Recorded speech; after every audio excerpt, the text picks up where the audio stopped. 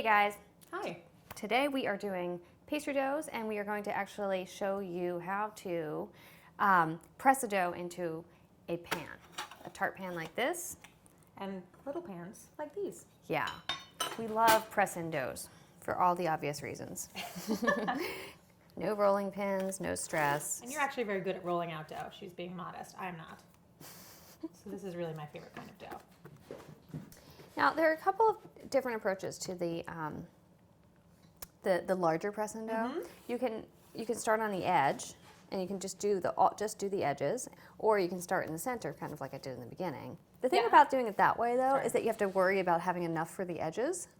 Whereas if you start at the edges, you can kind of guarantee that you've got enough. That's true. Whereas I think for a small one, it's sort of easier to tell if you're going to have enough. So I prefer to just put a lump in the middle and then push it out. I like to kind of do a little rough job on the sides and then come back and make it all pretty. So I just finished the edges, and I'm going to now press the center. And you want to just press it firmly. Don't do little timid pats. Exactly. Show it who is boss. The one thing you want to be careful with all pastry doughs is that you don't let it get too thick in the corner.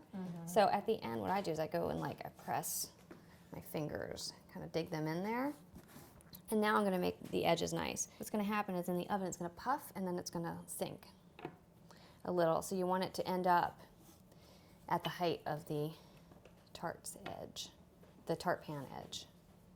So if the dough gets too soft for you to work with it in the midst of this process, you can always pop it in the fridge for a few minutes to let it firm up a little and then go back to it, or you can use flour on your fingers to keep it from sticking. These doughs are both very buttery, so you can feel the butter. It sounded like, so feel the burn, feel the butter. butter. It's our new exercise video. Yes.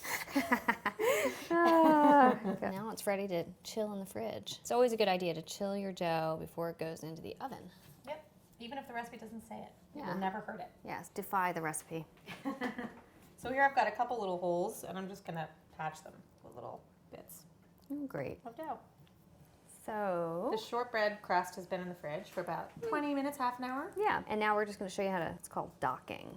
It sort of sets the crust so it doesn't puff up too much. That's it. Voila. Yay.